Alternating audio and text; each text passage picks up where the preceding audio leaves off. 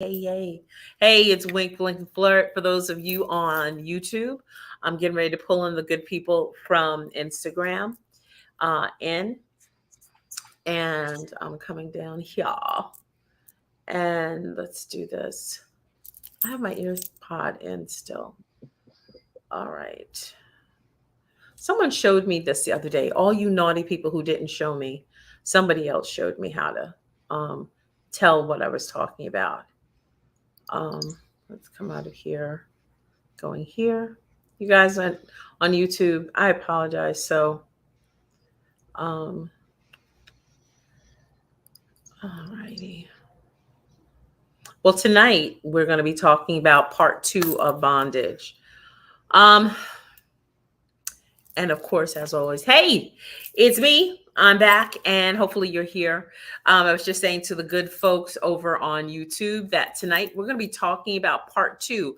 We Karen and I, my good friend and partner in conversation, we had talked about moving on to another topic. And when I got back here to my hotel room, I realized I was like, wait a minute, we made a commitment to finish out the the conversation about BDSM. So before I begin, I've been going through and we've been opening up a slot a week from the good people at the Spice Box. Okay. And this week, as I open up, let me hold this up for you guys to see. It's been kind of like, I like this. This is kind of like the continuous kind of thing. For those of you who missed it in the beginning, we had blindfold, always good with BDSM. It heightens the sensation. We had the next week, we came up with a really cute little vibrating performance ring.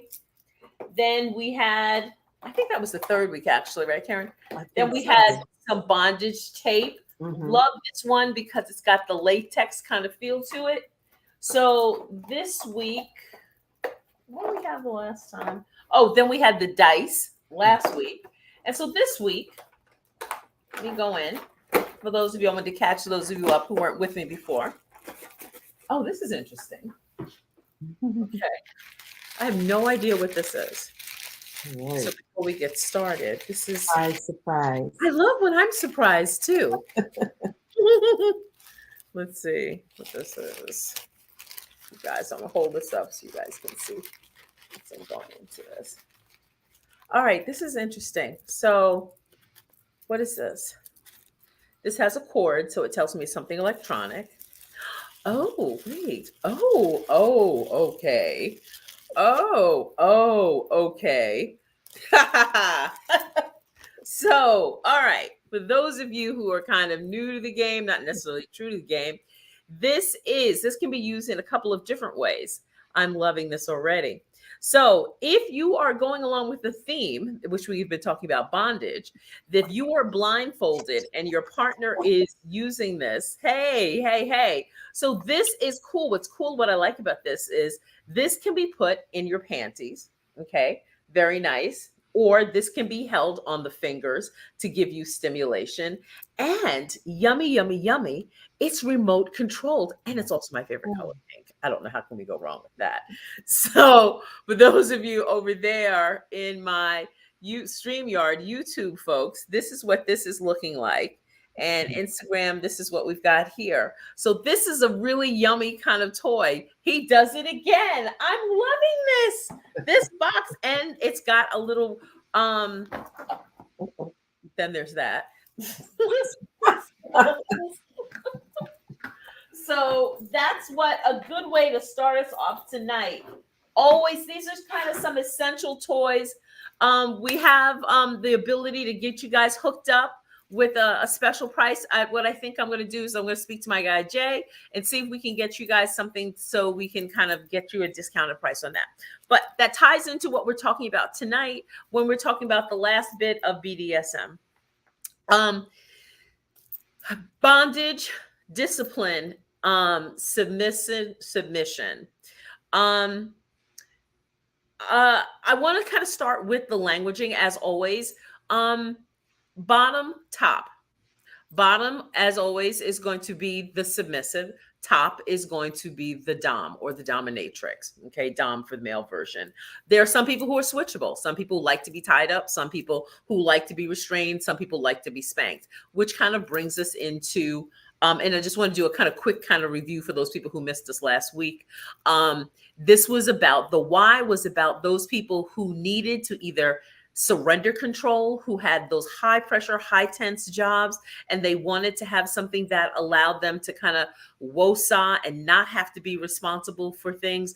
Conversely, you had the people who are always being pushed, always being nudged, and don't have the ability to stand up in their real life and say, hey, this is not what I want or where I want to be. Okay. So that person may switch into being a dom. Exactly, or a top. Some things I wanted to talk about is, what do you wear?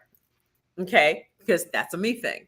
I know, and as I mentioned to you guys the last time, once upon a time, I was a dominatrix. And it was actually, it was really liberating, because the time that I did that in conjunction with being a teacher, a New York City public school teacher, you got to pay bills. You know, rent's expensive in New York. So, what I ended up doing was, by day, I would go to school, and at night I would go and I'd put on my either my latex outfits, or I would put on my PVC kind of outfits or leather and things like that, and sit in the back and grade papers as we were waiting for customers to come in, and people were like, Oh "Oh, you my really gosh. aren't you?" And what started to happen is this permeated my real life. So what would happen is I would go to work, I would become more assertive, more confident. And some of the things we talked about before last week, those are things that become real. This, while it is play to a greater or lesser extent, it does start to become a part of your persona and how you move through the world and how you negotiate life with people. Mm, So I wanted to talk about what you wear. Hey, Madam Butterfly, I haven't seen you in a long time. Hey, in terms of what you wear, different people prefer different things. Generally, you want things that are loose. It depends. If your top tells you that they want you as close to naked or naked, that's the way you are. Some people will say they want you. If you're a dom, you never expose a lot of yourself. If you're a top, that's not what you're going to do, because it's kind of like almost like when you see a puppy, roll themselves on their back and they expose themselves, they're totally vulnerable. So as a top, that's not what you're ever going to do. There are some people who, most doms will have themselves clothed. If you've seen pictures of BDSM things, like some dominatrix or doms will have themselves clothed from neck to down to boots with very little skin showing. Some will. But submissives will be dressed as with as little clothes as possible, thereby exposing as much flesh as possible. Okay. Tonight is not the show that you probably want to have your kids kind of tuning in with you, because, as always, this is grown folks conversation. Um, One of the other things in terms of wear, it's very flirtatious, it's very sexual, it's very sexually charged, because and I'm going to stay with what's wearing, and then I'm going to tell you explain the why of that.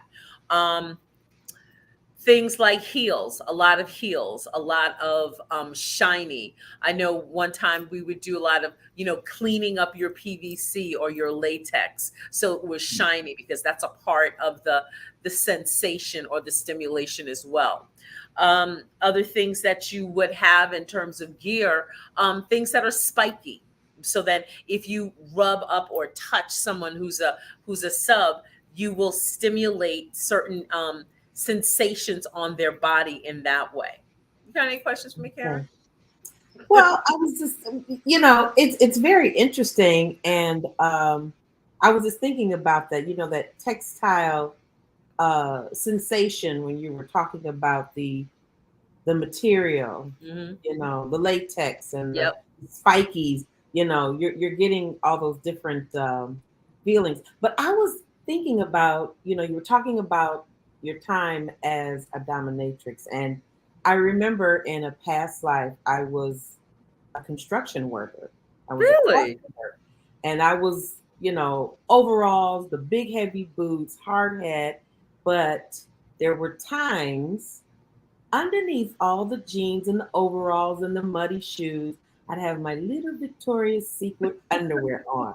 So when you said how that gave you that confidence, I'm walking around, they would never know. I hope nobody comes in and I have to get rid of all of these clothes because it was like, oh my God, the big reveal. But, that just brought back that memory Mhm, mhm. of how, even the little things can give you confidence and that boost, you know, transitioning from one role to another, from your fantasy to the real life. So Absolutely, absolutely.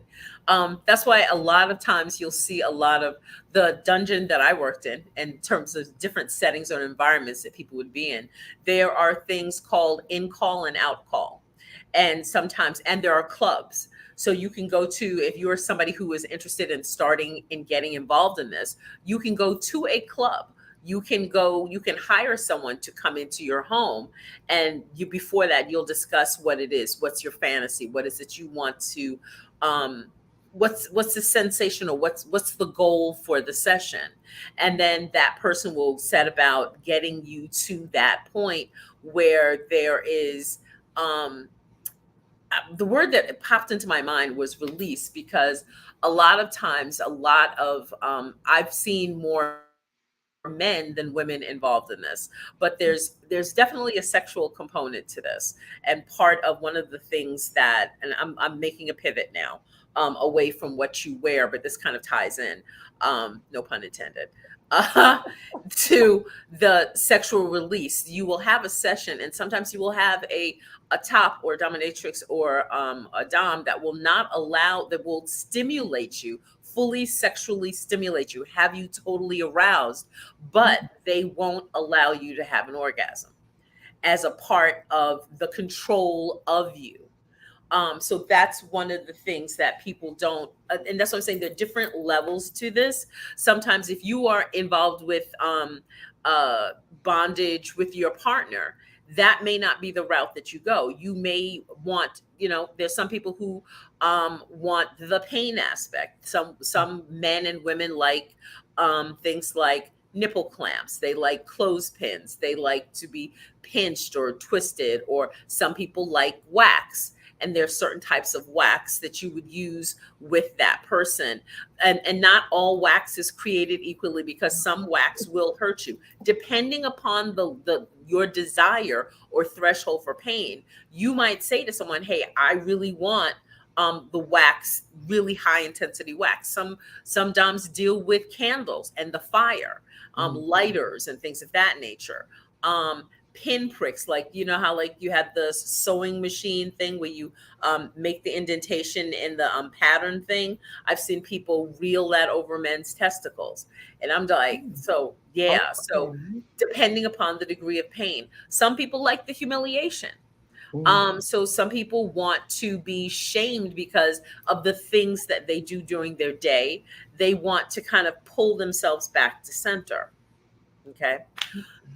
So, in terms of tools, tools may be anything, like I said, like that roller. It could be ice, it can be fire, it can be, a match that's blown. It gets, some of the things I've seen have been very interesting.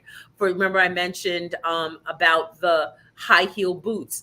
I've seen men ask, um, people to step on their penis, or to step on their scrotum, or to put your heel in my chest.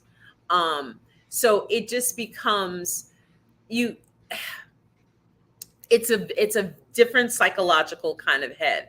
Um, Things like paddles. So that's why I laugh when people say, people, he spanked me. I'm like, oh, that's the tip of the iceberg. So spanking, becomes a thing. Spanking with bondage Mhm. becomes a thing. You have spanking with, blindfolded. You have, which heightens, because, once any sensation has been muted, your other senses are heightened. Um, Right. Let me see. So you have whips, you have paddles, you have floggers, um, you have, the tape that, Jay put in his box. Sometimes there's such a thing called Japanese bondage, Japanese binding, not tying. Excuse me, I haven't done it in a while. And it's absolutely. This is going to sound crazy to some people, but it is absolutely beautiful, because the way that, like, you can have someone with their hands like this, or they're like this, and then you bind them, and the beauty is in the intricacy of the knots. Okay. So, and that's another form of BDSM. Um, some people, as I said, it's about the submission. As I referenced, the guy who's on Black Ink, his dominatrix had him outside walking naked with just a collar on. For some people, a collar is another thing that's a tool or something that people wear, a collar and a leash. Yeah, it's very, very, very, very interesting. It's not just one dimensional. I found that sometimes and there are levels to this. It's like when you get in, you have that conversation. Remember we talked about last week, communicating what it is. What's your safe word? Bananas, New York, Poughkeepsie, hot to trot, or whatever. A ball gag is often another tool. So sometimes if you are gagged as well as blindfolded, you have to have another type of safe word to say that you're at your limit. So with things like that, you have to really understand. It's really about a relationship. I had one client who came to me for about a year and found out that he was an attorney. Okay, no worries. Thank you, Renee, for coming through. That he was an attorney, and because some of the things that tap out is your word. He was a naughty attorney. And it's like, I want to be tied up and I want to be punished. And afterwards, after we had a relationship, I remember saying to him, why? Why, Mark? How did you get here?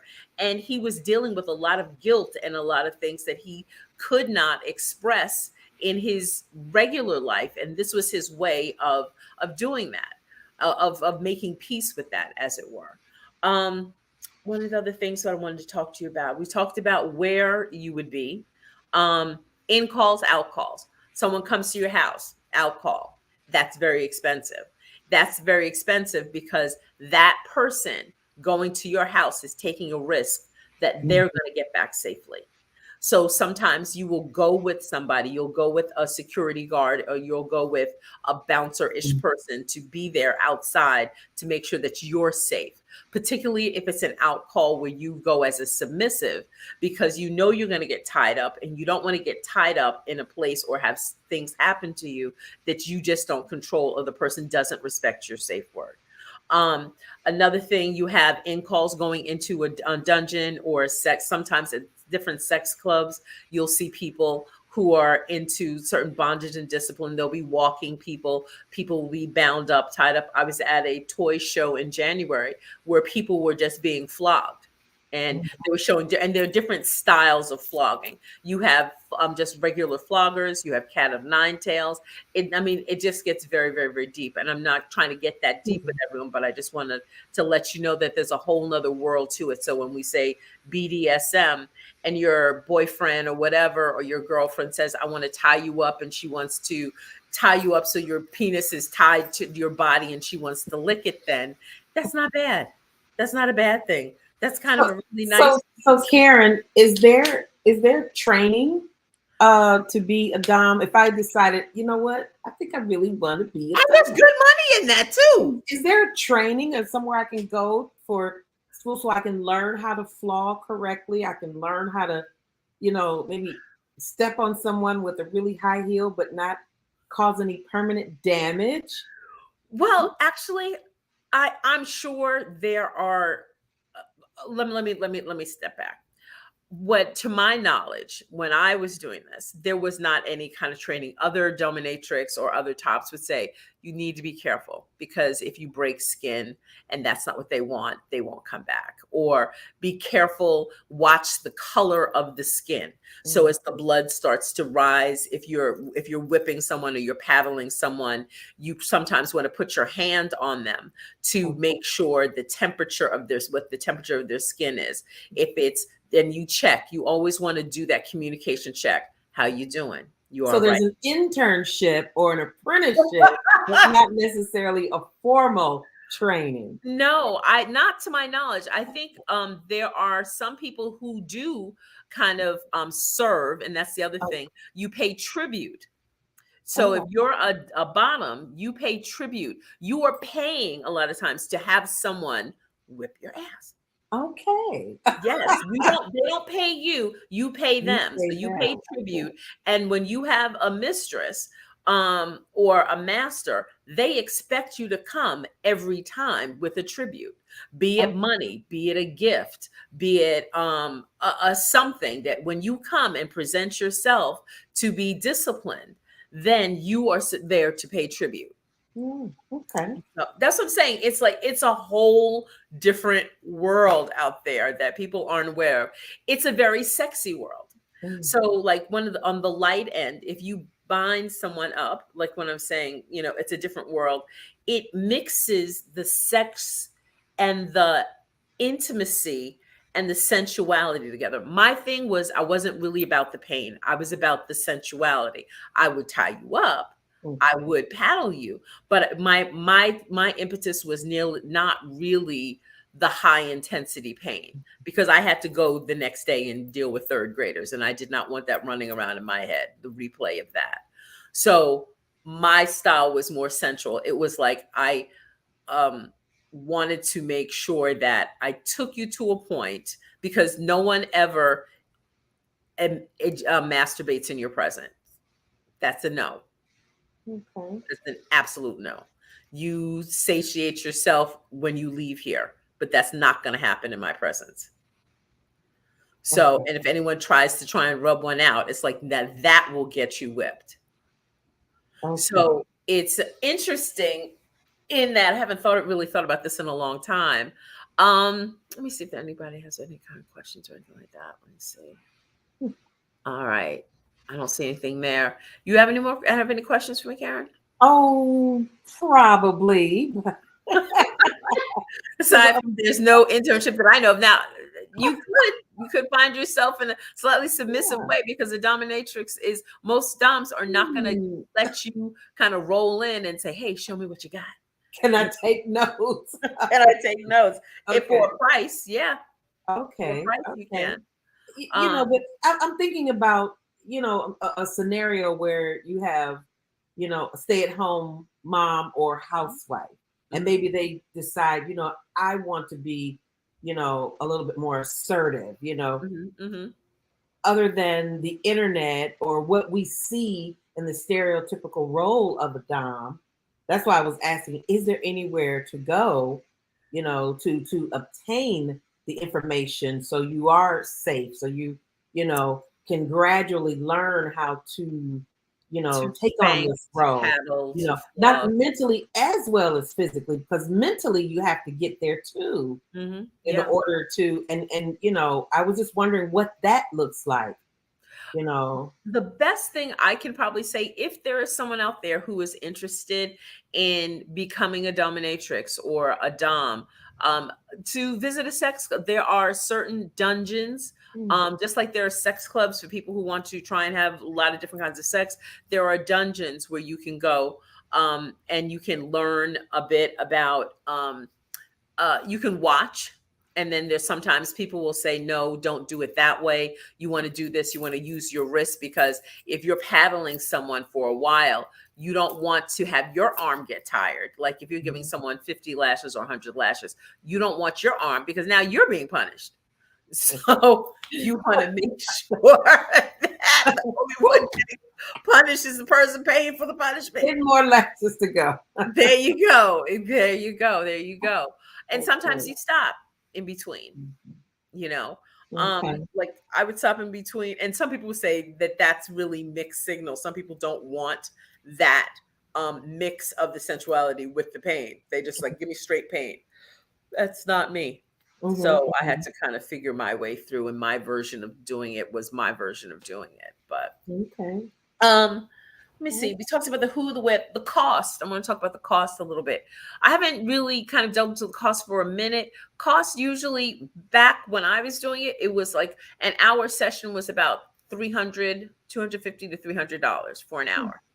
That was a minute ago. So I'm hazarding to guess that it's probably in the neighborhood of in that 500, 600 or more kind of range Okay. to go and have a session at this point. And you are expected to tip as well. Don't come there without your tip money. Mhm.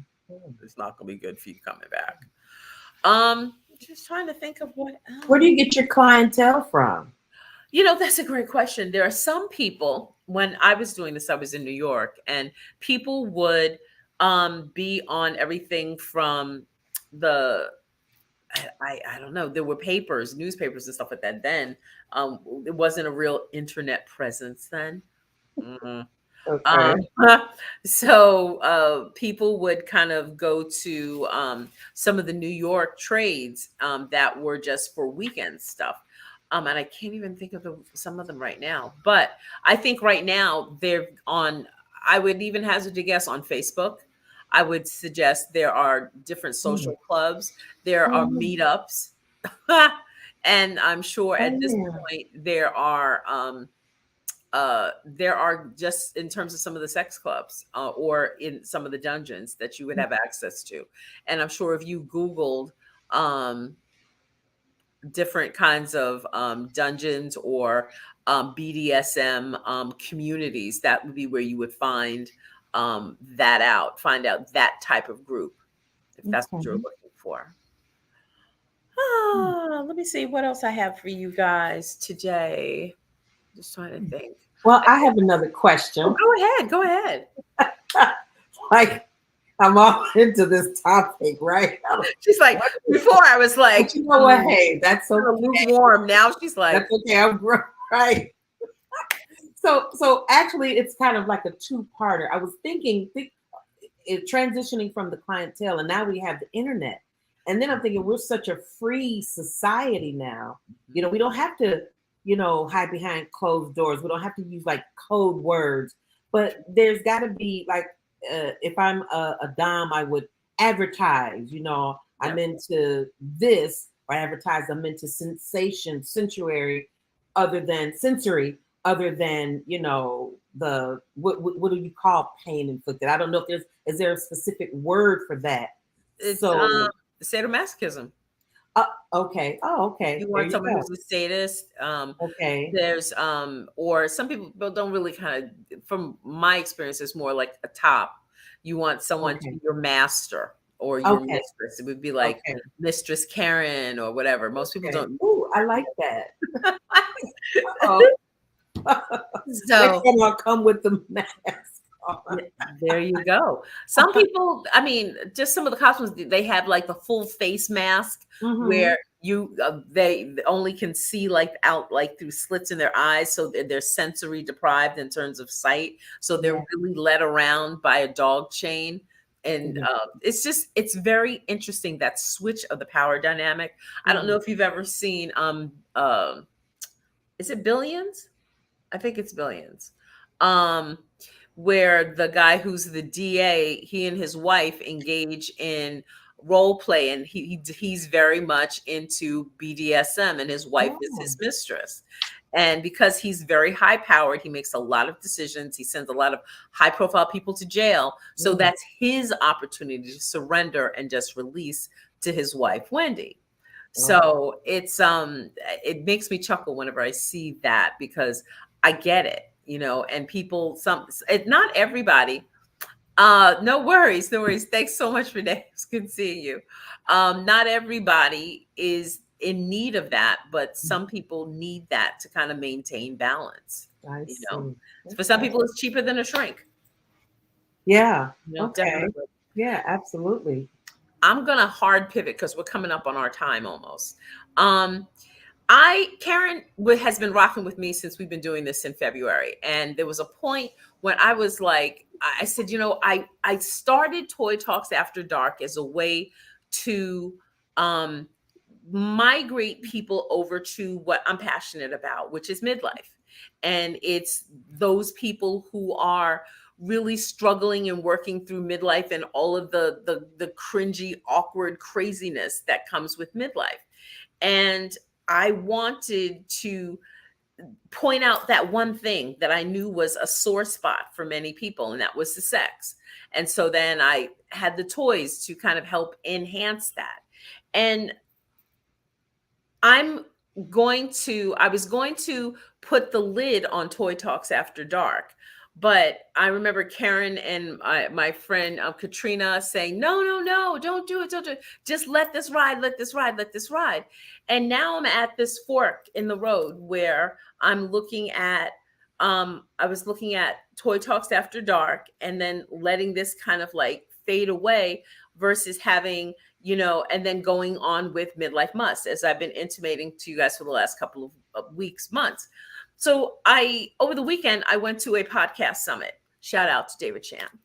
And it was really amazing. It was an amazing weekend. And towards that end, I made a decision that I know there are a lot of people who don't want to come through on the live because they're just kind of like, I don't want her to shout me out or call me up or try and invite me up. And I get that. So the information that I'm going to continue to give will live on. I'm going to continue Toy Talks After Dark. Okay.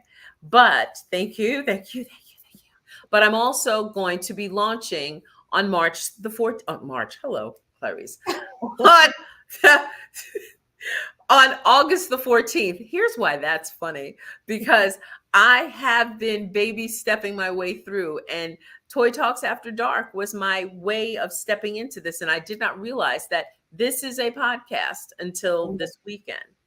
And I remember that Karen, this would be a good podcast. This is a podcast. I was like, it's not a podcast. It's just a live. It's just a live. It's just a live. It's just a live. It's a podcast. Okay. It's a podcast. I yield. It is. So on the 14th, I'll be giving birth to another podcast, which is Midlife Must. And what I'm going to do to kind of help push that along, and some of the amazing people that I met, those of you who listen to me on listen to some of my lives, introduce them to you, and let you meet some of the amazing people and some of the podcasts that are coming out. They're really hot. One of my friends who is just new friends, Well Diva, I'm going to invite her. She'll be coming through to tell you about her podcast. Another friend of mine, Dr. Chef One, is going to be coming through. Another friend of mine who deals with marriage. I'm going to be pulling in some of the many interesting and amazing people that I met during my time at the podcast summit. And I hope you enjoy them and like them and are intrigued by what they have to say as much as I have been. And Midlife Must is going to be about you and your neighbor and your sister and your girlfriend who is in midlife. And those of you who are in that 40 to 62-ish time frame, as you transit that journey, what is it that we're going to be talking about? What it is that you need to know. We're going to be talking about what it is that you need to learn. We're going to be talking in what it is you need to understand, and all the things that you need to experience before you get to that point where you're like, what the hell? I don't care. I just can't anymore. I want you to say, yes, you can. And I want you to know how to make it, because this life doesn't come with a guidebook. And so as much as I can, I want to give you guys the best possible guidebook with people and knowledge and information that I can. So that's it for tonight. I'm excited because next week I'm going to kind of pre-introduce some people, and we will have our topic. I think I'm trying to figure out how I'm going to format next week, but we're starting to make that pivot. And I'll be looking for you, please. I'll be putting up a page for you to subscribe to Midlife Must, as well as the Pleasure Collection, since we're kind of splitting them off that way. I hope everyone has an amazing week. Let me know what you think, what things you want to talk about. What things do you want to have as part of the conversation? Please let me know in the comments. All right. This is Wink, Blink, and Flirt, and my steady, stalwart friend, Karen Hankins. All right.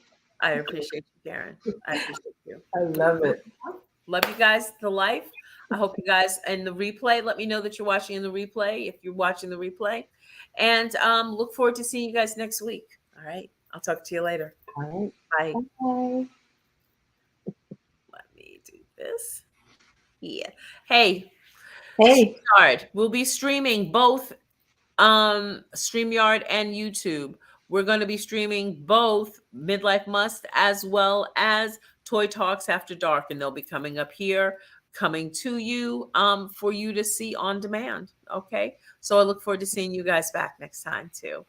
We're ending this broadcast now. All Be right. good or be good at it as always.